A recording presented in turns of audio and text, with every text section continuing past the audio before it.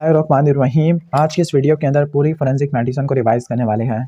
Forensic medicine means forensic medicine यानी इसके अंदर टॉक्सिकोलॉजी नहीं आती और टॉक्सिकोलॉजी के ऊपर हम ऑलरेडी सेपरेट वीडियो बना चुके हैं। अब चूंकि मटेरियल काफ़ी ज़्यादा है और टाइम कम है तो वीडियो की स्पीड तेज़ रखनी पड़ेगी और जो बुक्स से हम पढ़ने वाले हैं वो ARC है जो काफ़ी सारी बुक्स को कवर कर देती होती है। तो स्टार्ट करते हैं वीडियो को, लेकिन अगर आपने चैनल को लाइक नहीं किया और वीडियो को सब्सक्राइब नहीं किया तो दोनों काम उल्टे कर लेना। स्टार्ट करते हैं चैप्टर नंबर 1 को। तो चैप्टर नंबर 1 का नाम है law, legal procedure and the forensic psychiatry. अगर मेरी स्पीड तेज़ लग रही है तो फिर वीडियो को स्लो डाउन कर लेना। फोरेंसिक मेडिसिन और मेडिकल जूरिस्प्रूडेंस के अंदर क्या फ़र्क होता है? फोरेंसिक मेडिसिन के अंदर मेडिकल एस्पेक्ट ऑफ लॉ को स्टडी करते हो, जबकि जो मेडिकल जूरिस्प्रूडेंस के अंदर लीगल एस्पेक्ट ऑफ मेडिसिन को स्टडी करते हैं। फोरेंसिक मेडिसिन के अंदर आप मेडिकल साइंस के प्रिंसिपल को, नॉलेज को अप्लाई करते हैं ताकि लीगल प्रोसीजर को, लीगल प्रोसीडिंग को सॉल्व कर सके, लॉ और जस्टिस को एडमिनिस्टर कर सके। ओके, तो कुछ मुल्क के अंदर जो फोरेंसिक मेडिसिन का वर्ड यूज़ नहीं करता बल्कि इसको लीगल मेडिसिन या स्टेट मेडिसिन कहते हैं। अब लॉ एक इलूसिव टर्म है जिसकी कॉम्प्रिहेंसिव डेफिनेशन होती है। लाइक ब्रॉडर सेंस में और नैरो सेंस में इसकी डिफरेंट डेफिनेशन होती है। ब्रॉडर सेंस में किसी भी रूल ऑफ एक्शन को लॉ कहते हैं और ये तकरीबन सारे एक्शन के ऊपर अप्लाई होता है, चाहे वो एनिमेट है, इनएनिमेट है, चाहे इरेशनल है, चाहे रेशनल है। फॉर एग्जांपल साइंटिफिक लॉ है, रूल्स ऑफ गेम होते हैं, इंटरनेशनल लॉ होते हैं। नर्वस सिस्टम के अंदर अगर हम बात करते हैं तो फिर लॉ एक ऐसा रूल होता है जो कि कोई अथॉरिटी, सोसाइटी या कस्टम स्टैब्लिश करता है, वो किसी न किसी रीजन के ऊपर डिपेंड होता है। लॉ एक कुछ नहीं है, बस एक रीजन है और जो रीजन नहीं हो सकता वो लॉ भी नहीं हो सकता। लॉ की कुछ सोर्स होते हैं, लॉ के कुछ टाइप्स होते हैं। लॉ के कुछ दो सोर्स है, कॉमन लॉ और स्टैट्यूट लॉ। जो कॉमन लॉ होता है जनरली सेपरेट होता है, अप्लाइड सिस्टम ऑफ लॉ होता है, कंडक्ट के ऊपर, डिसीजन के ऊपर, यूसेज के ऊपर, कस्टम के ऊपर डिपेंड होता है। अनरिटन होता है, यूनिवर्सली एप्लीकेबल होता है, हर बंदे के ऊपर अप्लाई होता है। जबकि स्टैट्यूट लॉ एक वो लॉ होता है जो किसी न किसी लेजिस्लेटिव बॉडी से बनता होता है, ठीक है, ओके, या कोई गवर्नमेंट बनाती है या कोई रूलर स्टैब्लिश करता है, ठीक है। अब फॉर्मल सेंस के अंदर उसको एक्ट करते हैं और लेटर के अंदर उसको ऑर्डिनेंस कहते हैं। यानी जो लॉ पास हो जाता है तो उसको क्या कहते हैं, ऑर्डिनेंस वगैरह कह लेते हैं। जो लॉ शुरू में बनता है तो उसको एक्ट कहते हैं। इसके बाद रिटन और जो लॉ होता है स्पेसिफिकली एक्स्ट्रा ऑर्डिनरी गैजेट के अंदर लिखा जाता होता है और इसमें चेंजेस वगैरह हो सकती है। लेजिस्लेटिव बॉडी चेंज कर सकती है, या कोई मिलिट्री डेपोजिट है, डेस्पोट है, या कोई फॉरेन इन्वेडर है, कोई रूलर है, उसमें चेंज ला सकता होता है। टाइप्स ऑफ लॉ की बात कर लेते हैं। दो टाइप के लॉ होते हैं, सिविल लॉ और क्रिमिनल लॉ। सिविल लॉ के अंदर आप सिटीजन के राइट्स की बात करते हैं पार्टिकुलर स्टेट के अंदर, ओके, ठीक हो गया। जबकि क्रिमिनल लॉ के अंदर आप क्राइम्स को डिफाइन करते हैं, उनकी पनिशमेंट वगैरह को डिफाइन करते होते हैं। इसके बाद लॉज इन पाकिस्तान की तरफ चलते हैं, इंपॉर्टेंट चीज़ों का बात करते हैं यहाँ पर कि जो फेडरल जो शरीयत काउंसिल थी, शरीयत काउंसिल से तीन चीज़ों की स्टैब्लिशमेंट हुई है। पहला इस्लामिक आइडियोलॉजी काउंसिल है, दूसरा फेडरल जुडिशरी अकेडमी और तीसरा इकोनॉमिक एंड एजुकेशन कमीशन होता है। इसके बाद नेक्स्ट चलते हैं कोर्ट ऑफ लॉ और जस्टिस की तरफ। तो स्पेसिफिकली कोर्ट क्या होता है, स्पेशली स्टैब्लिश प्लेस होती है जहाँ पर एग्रीवेट पर्सन अपने केसेस को लेकर आती है ताकि अपने इंसाफ वगैरह को हासिल कर सके। दो टाइप की कोर्ट होती है, सिविल कोर्ट और क्रिमिनल कोर्ट होती है। अब इनके कुछ टायर्स होते हैं, डिफरेंट लेवल्स होते हैं। लाइक लेवल 1 पर एरिया कोर्ट होती है जिसको इलाकाई लेवल पे कहते हैं। लेवल 2 के अंदर डिस्ट्रिक्ट या सेशन कोर्ट होती है जो कि डिस्ट्रिक्ट लेवल पे होती है। लेवल 3 पे हाई कोर्ट जो कि प्रोविंशियल लेवल पे होती है और लास्ट जो नेशनल लेवल के ऊपर सुप्रीम कोर्ट होती है, ठीक है, पाकिस्तान की सबसे बड़ी कोर्ट होती है। इसी से एसोसिएटेड शरीयत कोर्ट होती है और हर लेवल ऑफ कोर्ट को प्रिसाइड करने वाला कोई ना कोई जज या मजिस्ट्रेट होता है। जो सुप्रीम कोर्ट होती है उसको प्रिसाइड करने वाला चीफ जस्टिस ऑफ पाकिस्तान होता है, ओके, ठीक हो गया। तो जो कोर्ट के अंदर जो अटेंडेंस होती है वो काफ़ी ज़्यादा इंपॉर्टेंट होती है। अब इसकी डिफरेंट मेथड होती है ताकि आपने विटनेस को बुलाना है इंक्लूडिंग RMP, तो उसको बुलाने की डिफरेंट वेज होती है। पहला है फर्स्ट कॉल या सुमन या सबपोइना, दूसरा सेकंड कॉल जिसको वारंट टू अरेस्ट करते हैं, फिर इसके बाद थर्ड कॉल होती है जिसमें रिटन प्रोक्लेमेशन या एग्जीक्यूशन ऑफ बॉन्ड आ जाएगा। फर्स्ट कॉल या सुमन या सबपोइना की तरफ चलते हैं। तो सुमन या सबपोइना है, ये रिटन, साइंड और स्टैम्प्ड होता है। तीन चीज़ें रट्टा मार लेना, रिटन, साइंड और स्टैम्प्ड डायरेक्शन होती है कोर्ट की किसी विटनेस की तरफ, या तो इस विटनेस के ऊपर कोई इल्ज़ाम है या RMP को की तरफ दी जाती है ताकि वो इस पार्टिकुलर टाइम के ऊपर कोर्ट को ज्वाइन कर सके। इसके बाद दोबारा से आ जाती है वारंट टू अरेस्ट। इसमें रिटन, साइंड और स्टैम्प अथॉरिटी होती है, लेकिन इस बंदे को अरेस्ट करना है, ठीक है, और इसको फोर्सफुली कोर्ट के अंदर प्रेजेंट करना है। और थर्ड कॉल के अंदर मोस्ट एग्रेसिव वे होता है ताकि अटेंडेंस करवा सके कोर्ट के अंदर। और जो सेकंड और थर्ड होती है ये RMP के लिए बहुत ज़्यादा एम्ब्रेसिंग होती है। इसके बाद चलते हैं कोर्ट एविडेंस की तरफ। कोर्ट एविडेंस ऐसे फैक्ट्स होते हैं जो कि विटनेस जानता होता है, ठीक है, जिसने अपने स्पेशल सेंस के जरिए परसीव किया होता है, तो उनको कोर्ट एविडेंस कहते हैं। कोर्ट एविडेंस को तीन कैटेगरी में डिवाइड करते हैं, प्रेजेंटेशन बेस्ड, पर्सनैलिटी बेस्ड और जो प्रेजेंटेशन बेस्ड होती है उसको दो में डिवाइड करते हैं, ओरल, रिटन या डॉक्यूमेंट्री। जो रिटन या डॉक्यूमेंट्री उसको मज़े दो में डिवाइड करते हैं, प्राइमरी या सेकेंडरी। जो पर्सनैलिटी बेस्ड है उसको तीन में डिवाइड करते हैं, डायरेक्ट, सर्कमस्टेंशियल और ओपिनियन ऑफ एक्सपर्ट आती है। तो पहला स्टार्ट है प्रेजेंटेशन बेस्ड। प्रेजेंटेशन में दो आते हैं, ओरल और रिटन। जो रिटन है उसको डॉक्यूमेंट्री कहते हैं। डॉक्यूमेंट्री में दो टाइप होता है, प्राइमरी या सेकेंडरी। ओरल नॉर्मली ये हेल्प लेने के बाद प्रेजेंट किया जाता है, ओरली प्रेजेंट किया जाता है। रिटन के अंदर जो कि हैंड रिटन होता है, मैकेनिकली इंप्रिंटेड होता है, इसमें हॉस्पिटल के नोट्स भी हो सकती है, मेडिकल पब्लिकेशन भी हो सकती है, या किसी ऑथर की ओपिनियन भी हो सकती होती है। तो प्राइमरी के अंदर ओरिजिनल कॉपी होती है, सेकेंडरी के अंदर उसकी ओरिजिनल की फोटो कॉपी होती है। फिर पर्सनैलिटी के अंदर तीन आ जाती है, डायरेक्ट, सर्कमस्टेंशियल और ओपिनियन ऑफ एक्सपर्ट। जो डायरेक्ट एविडेंस है इसके अंदर किसी फैक्ट्स की एग्जिस्टेंस या नॉन एग्जिस्टेंस प्रूफ हो जाती है जो कि विटनेस जानता होता है अपने स्पेशल सेंसेस के जरिए, लाइक आई विटनेस होती है कार एक्सीडेंट की। इसके बाद सर्कमस्टेंशियल एविडेंस है, इसके अंदर ऐसे फैक्ट को प्रूफ करना बाय प्रोसेस ऑफ इन्फरेंस, यानी एक फैक्ट से दूसरे फैक्ट को निकाल लेना, ठीक है। इसके बाद ओपिनियन ऑफ एक्सपर्ट है, तो ये किसी टेक्निकल मैटर या टेक्निकल इश्यूज़ के ऊपर होता है, या किसी कोई बंदा पार्टिकुलर एक्सपर्ट्स की राय लेते होते हैं। फॉर एग्जांपल मेडिकल एग्जामिनर की जो एक ओपिनियन होता है about the weapon of offence, तो ये ओपिनियन ऑफ एक्सपर्ट में आता है। इसके बाद अदर होते हैं, अदर में हेयरसे एविडेंस है। हेयरसे में के ये ऐसा एविडेंस होता है ओके, जो विटनेस ने देखा नहीं होता लेकिन वो किसी और से सुन के बता रहा होता है, ठीक है, तो उसको हेयरसे एविडेंस कहते हैं। इसके बाद नेक्स्ट चलते हैं हम पर्पस ऑफ एविडेंस है। तो एविडेंस का क्या पर्पस होता है? जो पर्पस ऑफ कोर्ट एविडेंस है, तो अदालत के सामने वो सब चीज़ें लाना जो कि विटनेस जानता था उस केस के बारे में, और विटनेस को चाहिए कि जो एविडेंस पेश करे तो कुछ भी ना छुपाए और सब वो चीज़ें बताए जो कि सच्चाई पे मुबनी है।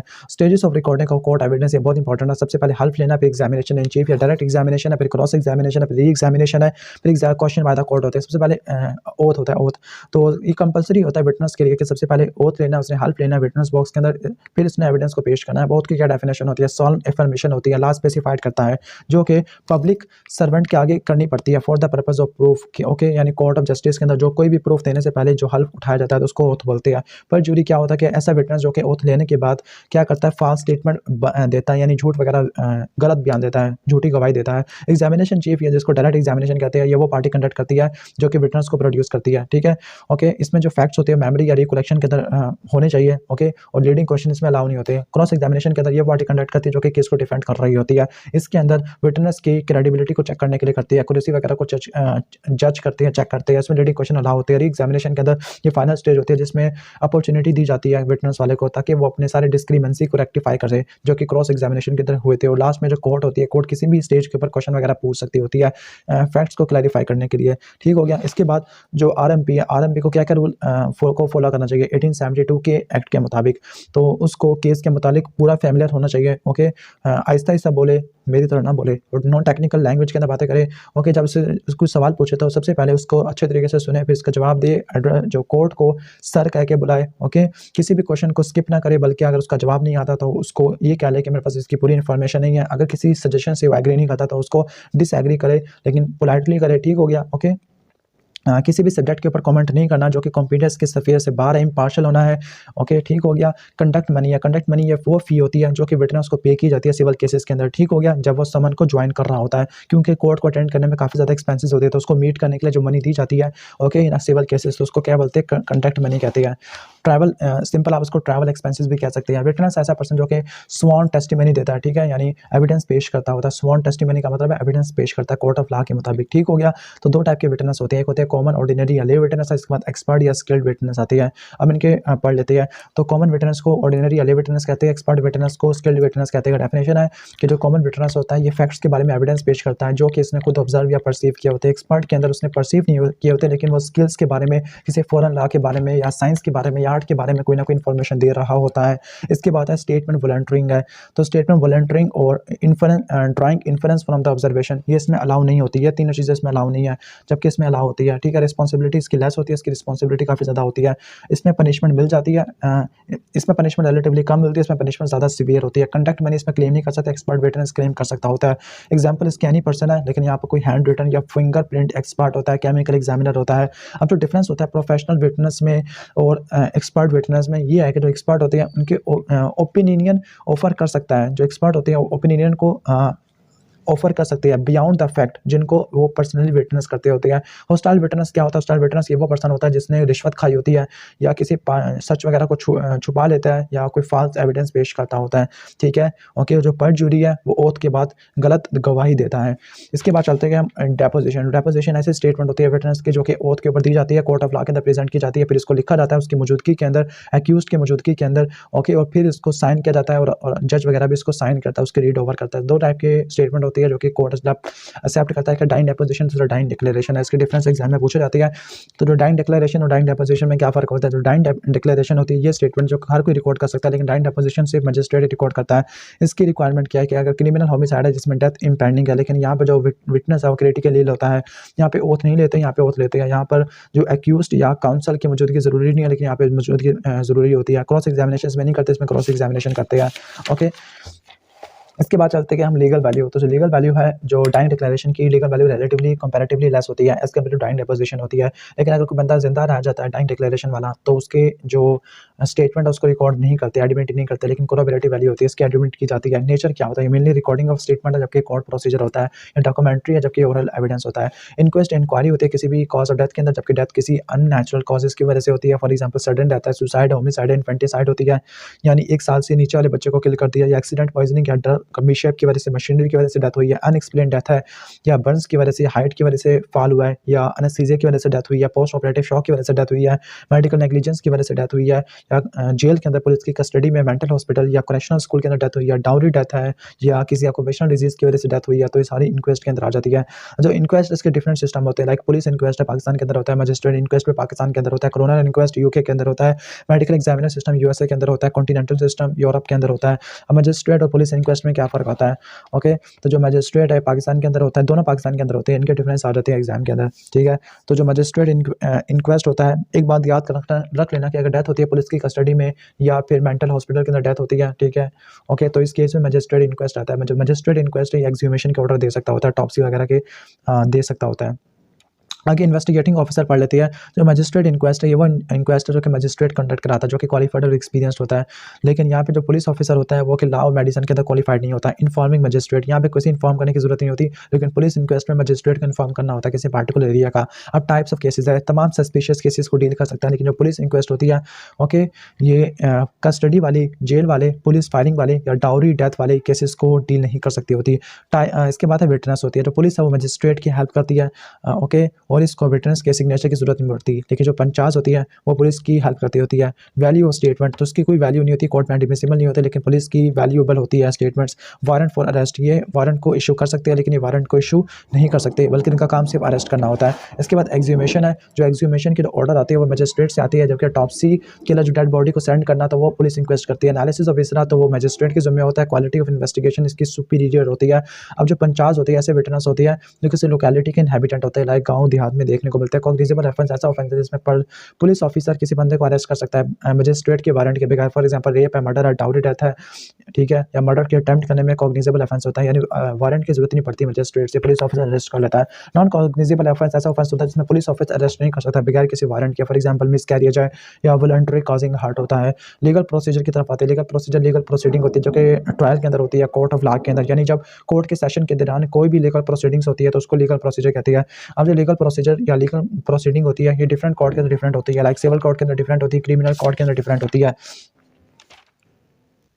और जो सिविल कोर्ट है, सिविल कोर्ट के अंदर ये ब्रेकिंग ऑफ कॉन्ट्रैक्ट को डील करती है, और यहाँ पे हमेशा दो पार्टी होती है। एक ये किसी पार्टिकुलर के लिए पर्पस के लिए होती है, उसके एक अगेंस्ट होती है। एक फोर पार्टी और एक अगेंस्ट पार्टी है। दोनों पार्टी विटनेस को ब्रिंग करती है ताकि अपने अपने मोटिव को, अपने अपने ओपिनियन को सपोर्ट कर सके। इसके बाद क्रिमिनल कोर्ट है। क्रिमिनल कोर्ट के अंदर क्या होती है कि क्राइम वगैरह को डील करती होती है। स्टेट इसमें प्रोसिक्यूटर होती है जिसको इस्तगासा वगैरह करती है, फिर एक वकील सफाई वगैरह भी होता है, और इसकी ड्यूटी होती है कि विटनेस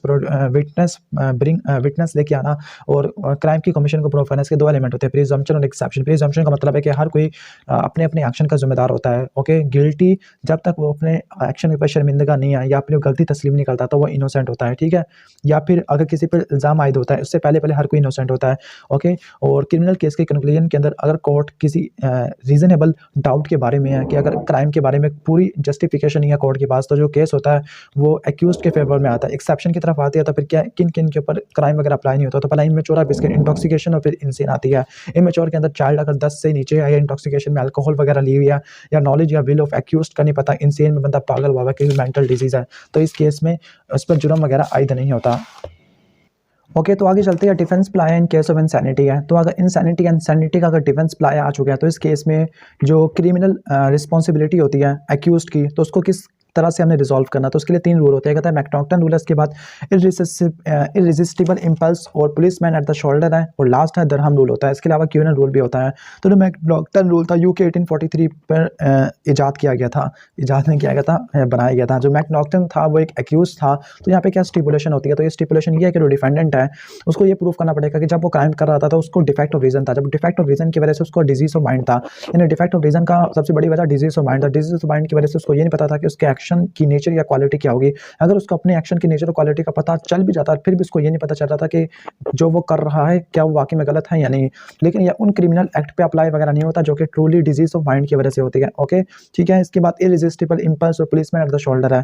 अब ये मैकडॉनल्ड रूल की सप्लीमेंटेशन होती है। इसमें जो डिफेंडेंट होता है by reason of disease of mind, ठीक है, डिज़ीज़ ऑफ माइंड की वजूहात की वजह से, ओके, तो वो भी वही करता जो इस वक़्त पुलिसमैन करते हैं उसकी साइड के ऊपर, तो ये भी बिल्कुल वैसे ही है। उसके बाद धर्म रूल है। धर्म रूल के मुताबिक जो एक्यूज़्ड होता है वो क्रिमिनली रिस्पॉन्सिबल नहीं होता, ओके, अगर उसका कोई अनलॉफुल एक्ट उसके मेंटल डिजीज़ का प्रोडक्ट है, लेकिन ये सिर्फ मेडिकल कांसेप्ट के ज़रिए अप्लाई होता है। अब इसके 3 वर्डिक्ट होते हैं अप्लाई ऑफ इंसैनिटी के। पहला अनफिट टू प्लीड है, दूसरा गिल्टी बट इनसेन है, तीसरा डिमिनिश रिस्पॉन्सिबिलिटी होती है। तो पहला अनफिट टू प्लीड होता है। अनफिट टू प्लीड का मतलब होता है कि जो डिफेंडेंट है उसको क्राइम करते वक़्त, यानी जो डिफेंडेंट था तो उस वक़्त बिल्कुल ठीक-ठाक था जब उसने जुर्म किया, लेकिन जैसे ही उसने क्राइम किया तो वो पागल हो गया, फिर आगे अपने आप को डिफेंड नहीं कर सकता। तो जो प्रोसीडिंग्स होती है, अदालत की कार्रवाई होती है, उस वक़्त तक स्टार्ट नहीं होती जब तक उसकी सैनिटी एस्टैब्लिश नहीं होती।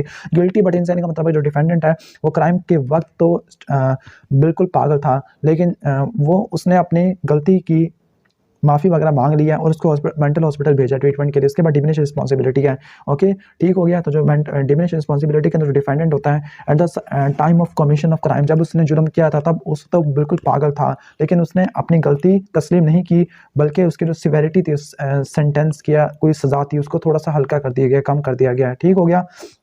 तो इन सब में जो मेडिकल एविडेंस होता है वो प्रोबेटिव वैल्यू का होता है। इसके बाद चलते हैं क्रिमिनल जस्टिस की तरफ। जो क्रिमिनल जस्टिस है, यहाँ पर 2 चीज़ें पढ़नी है, सब्सटेंशियल क्रिमिनल लॉ, उसके बाद legal definition. Substantial criminal law ये क्राइम की डेफिनेशन से डील करता होता है। जो क्राइम की डेफिनेशन है इसमें कुछ ना कुछ मेंटल एलिमेंट आता है जो कि किसी पर्पस को या इंटेंशन को शो करता है। पहला है मेंस रिया, दूसरा होता है एक्टस रिया। मेंस रिया का मतलब है इवल या क्रिमिनल इंटेंशन होती है, तो ये किसी भी गिल्ट के लिए प्री रिक्विजिट होती है, किसी भी जुर्म के लिए प्री रिक्विजिट होती है, यानी जो इंटेंशन होती है वो आगे एक्शन बन जाती है, ठीक है। तो मेंस रिया और एक्टस रिया होता है। इसके बाद लीगल डेफिनेशन है। लीगल डेफिनेशन में जज वो बंदा होता है जो कि ऑफिशियली डिजाइंड होता है या लॉ ने एम्पावर्ड किया होता है ताकि वो लीगल प्रोसीडिंग को कंडक्ट कर सके, सिविल या क्रिमिनल सेशन को ज्वाइन कर सके। कोर्ट ऑफ लॉ या जस्टिस है, स्पेशली एस्टैब्लिश प्लेस होती है जहाँ पे एग्रीवेट पर्सन होते हैं अपने केस को ब्रिंग करते हैं ताकि अपने इंसाफ वगैरह को मांग सके। ऑफेंस ऐसी थिंग जो कि पाकिस्तान पेनल कोड में पनिशेबल है तो उसको ऑफेंस कहते हैं, जुर्म वगैरह कहते हैं उर्दू में। इंजरी किसी भी टाइप का हार्म जो इलीगली दिया जाता है किसी बंदे की माइंड के अंदर, बॉडी के अंदर, रेपुटेशन के अंदर, प्रॉपर्टी के बारे में, तो उसको इंजरी कहते हैं। असॉल्ट में कोई भी जेस्चर या कोई भी प्रिपरेशन होती है जिसकी मेन इंटेंशन ये होता है कि किसी का नुकसान पहुंचा दे, ठीक हो गया, ओके।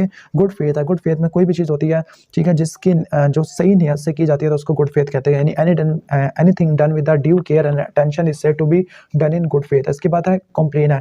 कंप्लेन क्या होते हैं? ओरल या रिटन एलिगेशन होती है जो कि मजिस्ट्रेट की तरफ मेड की जाती है ताकि एक्शन उस पर्सन के खिलाफ ले सके जिसने कोई ना कोई क्राइम वगैरह किया, जुर्म वगैरह किया। इसमें पुलिस नहीं आती, मजिस्ट्रेट आ जाता है, कंप्लेन एलिगेशन वगैरह आ जाती है। इंक्वायरी में किसी भी केस की इन्वेस्टिगेशन होती है अदर देन ट्रायल है।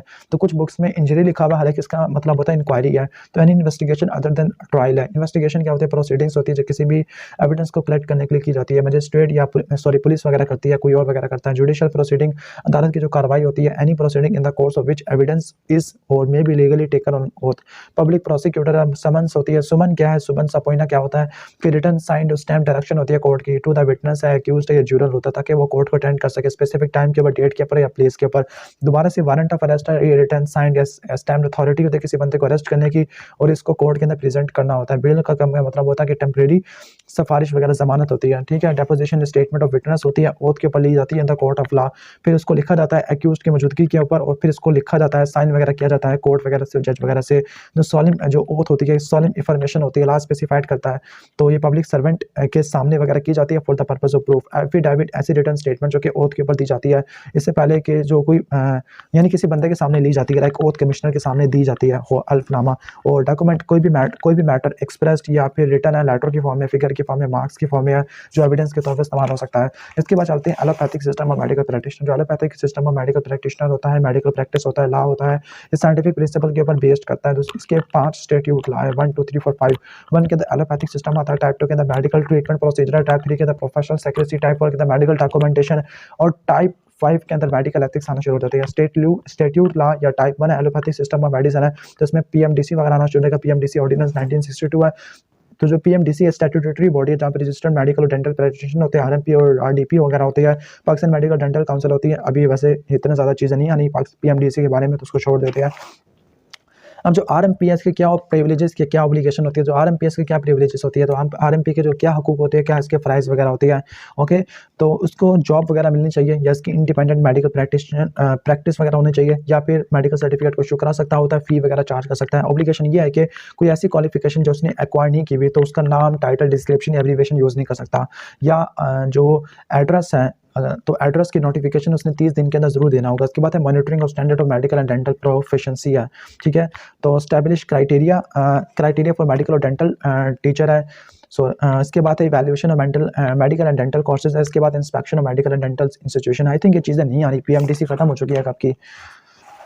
इसके बाद एलोपैथिक सिस्टम है, एलोपैथिक्स मेडिसन है, prevention of miss use act 1962 है। तो prevention of miss use act 1962, तो इसकी एक्सप्लेनेशन क्या होती है, तो आरएमपी को एक्सप्लेन करती है। आरएमपी क्या होता है, आरएमपी रजिस्टर्ड मेडिकल प्रैक्टिशनर होता है, जो कि पीएमडीसी से रजिस्टर्ड होता है। आरएमपी दो टाइप के होते हैं, एमबीबीएस, दूसरा बीडीएस करने वाला होता है। इस एक्ट के मुताबिक ये कहा जाता है कि आरएमपी के अलावा कोई दूसरा बंदा डॉक्टर के वर्ड का यूज़ नहीं कर सकता, मेडिकल डिग्री या डिप्लोमा को यूज़ नहीं कर सकता, या सर्जिकल प्रोसीजर परफॉर्म नहीं कर सकता, या एंटीबायोटिक को या डेंजरस ड्रग को प्रिस्क्राइब नहीं कर सकता, ठीक है। तो आगे हम चलते हैं, मेडिकल एंड डेंटल डिग्री, यानी medical and dental degree ordinance 1980 है। तो इसकी क्या एक्सप्लेनेशन है, तो ये साइंटिफिक मेडिकल और डेंटल सिस्टम को आइडेंटिफाई करता है, डिफाइन करता है, कि अथॉरिटी को स्टैब्लिश करवाता है, having the power of conferment of degree and diploma है। इसके बाद किसी अनऑथराइज कन्फर्मेंट ऑफ डिग्री और डिप्लोमा को प्रोहिबिट करता है, पनिशमेंट वगैरह स्टैब्लिश करता होता है। इसके बाद कुछ कॉन्ट्रावेंशन भी दी हुई है, इसको छोड़ दो, इंपॉर्टेंट नहीं है। कंसेंट की तरफ आ जाता है। कंसेंट एक वॉलंटरी एग्रीमेंट या परमिशन होती है स्पेसिफिक एक्ट के लिए, पर्पस वगैरह के लिए। ओके, ठीक हो गया। तो जो कंसेंट होती है, कंसेंट की टाइप एग्जाम में आती है। कंसेंट को 3 में डिवाइड करती है, इम्प्लाइड, एक्सप्रेस और फिर अदर आती है। जो इम्प्लाइड होती है, इम्प्लाइड में कुछ भी नहीं आता, आगे एक्सप्रेस को मज़ीद 2 में डिवाइड करते हैं, ओरल, वर्बल और रिटन आती है। फिर अदर में सब्स्टिट्यूटेड ब्लैंकेट और ओपन और प्रिज्यूम्ड कंसेंट आती है। इम्प्लाइड कंसेंट में ये आता है कि जब भी कोई भी पेशेंट डॉक्टर के क्लिनिक में आता है, आउट पेशेंट डिपार्टमेंट में आता है या इमरजेंसी में आता है, तो अंडरस्टूड बात है कि वो किसी भी एग्जामिनेशन के लिए पहले से रेडी होता है, ठीक हो गया। ओके, लेकिन ये जो कंसेंट होती है किसी कॉम्प्लेक्स प्रोसीजर के लिए अप्लाई नहीं होती, like inspection, palpation, percussion, auscultation के लिए अप्लाई नहीं होती। और जो दूसरी एग्जामिनेशन होती है, ओके, लाइक रेक्टल, वेजाइनल या विड्रॉल ऑफ ब्लड है, तो इसके लिए एक्सप्रेस परमिशन चाहिए होती है। एक्सप्रेस कंसेंट स्पेसिफिकली ये पेशेंट की तरफ से स्टेटेड होती है, डिस्टिंक्ट या एक्सप्लिसिट लैंग्वेज की तरफ, ओरल, वर्बल हो सकती है, रिटन हो सकती है। तो रिलेटिवली माइनर एग्जामिनेशन के लिए की जाती है, लाइक ओके, और ये डिसइंटरेस्टेड पार्टी की मौजूदगी में की जाती है, लाइक पेशेंट, अटेंडेंट, नर्स है, या रिटर्न कंसेंट है, तो इसमें तमाम मेजर डायग्नोस्टिक प्रॉब्लम के लिए की जाती है, लाइक जनरल एनेस्थीसिया, ऑपरेशन वगैरह होती है। अदर्स के अंदर सब्स्टिट्यूटेड कंसेंट है, ब्लैंकेट, ओपन कंसेंट और प्रिज्यूम्ड कंसेंट होती है। सब्स्टिट्यूटेड कंसेंट के अंदर जो पर्सन होता है जिसके ट्रीटमेंट देना होता है, तो वो अगर कंसेंट नहीं दे सकता, तो जो कंसेंट या प्रॉक्सी कंसेंट होती है वो इसके रिश्तेदारों से ली जाती है, तो उसको सब्स्टिट्यूटेड कंसेंट कहते हैं। जो ऑर्डर ऑफ सक्सेशन है, यानी शुरू में स्पाउस है या उसका जो पार्टनर है, बेबी या हस्बैंड है, अडल्ट चाइल्ड है, फिर पेरेंट पे सिबलिंग आते हैं। ब्लैंकेट या ओपन कंसेंट में जो कंसेंट होती है and the time of admission ली जाती है, तमाम बहुत सारे हॉस्पिटल में प्रैक्टिस की जाती है। इसके बाद प्रिज्यूम्ड कंसेंट है। प्रिज्यूम्ड कंसेंट ये होता है कि जो इंडिविजुअल होता है वो कोई भी डॉक्टर कहेगा तो उसको एग्री कर लेता होता है, ओके, और उस पर मर्जी है कि जब किसी भी टाइम के पर कंसेंट को विड्रॉ कर सकता है। पार्टिकुलर ऑफ कन्फर्म कंसेंट क्या है, इन्फॉर्म कंसेंट के क्या पार्टिकुलर्स होते हैं, तो पहले एज ऑफ कंसेंट होता है, एज ऑफ मेजॉरिटी यानी 18 ईयर्स होती है, अदरवाइज कंसेंट पेरेंट्स से लेनी है। इसके बाद स्टैंडर्ड कंसेंट प्रोसीजर्स होती है, ओके। तो कंसेंट प्रोसीजर क्या होती है, तो यहाँ पर पेशेंट की अंडरस्टैंडिंग करवानी है, उसकी कंडीशन के बारे में, उसकी नेचर के बारे में, उसकी क्या जो टेस्टिंग के लिए पर्पस क्या होता है, नेसेसिटी क्या होती है, natural cause of disease, nature of procedure या ट्रीटमेंट प्रपोज क्या होता है, रिस्क या बेनिफिट क्या हो सकती है, रिस्क या बेनिफिट, अल्टरनेटिव ट्रीटमेंट की क्या हो सकती है, प्रोग्नोसिस क्या हो सकता है, ड्यूरेशन क्या हो सकती है, एक्सपेक्टेड आउटकम क्या हो सकती है। इसके बाद होता है मॉडिफाइड कंसेंट, ओके। जो मॉडिफाइड कंसेंट या प्रोसीजर है, तो ये जब अडॉप्ट करते हैं जब पेशेंट है अनेबल टू कंसेंट है, या ट्रीटमेंट ऑर्गन ऑफ रीजनरेशन का हो रहा है, या न्यूअर सर्जिकल प्रोसीजर है। अनेबल टू कंसेंट है यानी इमेच्योर चाइल्ड, इंटॉक्सिकेटेड या इनसेन पर्सन है, या treatment involving organ of generation है, कॉन्ट्रासेप्शन, आर्टिफिशियल इंसेमिनेशन है, तो इस केस में कंसेंट स्पाउस की चाहिए होती है। एक्सेप्शन क्या है कि कॉन्ट्रासेप्टिव पिल को प्रिस्क्राइब करना टू ट्रीट मेंस्ट्रुअल इरेगुलरिटी, या इंट्रायूट्राइन डिवाइस की इंसर्शन करना ताकि वुमेन को सेव कर सके प्रेगनेंसी से in view of her weak health, या फिर ट्यूब लाइगेशन सर्जरी होती है ताकि सेक्सुअल ट्रांसमिटेड डिजीज के ट्रांसमिशन को मिनिमाइज कर सके, या मदर की लाइफ को सेव कर सके, या फिर न्यू सर्जिकल प्रोसीजर हो सकते हैं लाइक ऑर्गन ट्रांसप्लांटेशन, तो इस केस में भी कंसेंट को मॉडिफाई कर देते हैं, ओके, या कंसेंट ली जाती होती है। आगे consent in case of reluctant patient और गार्डियंस,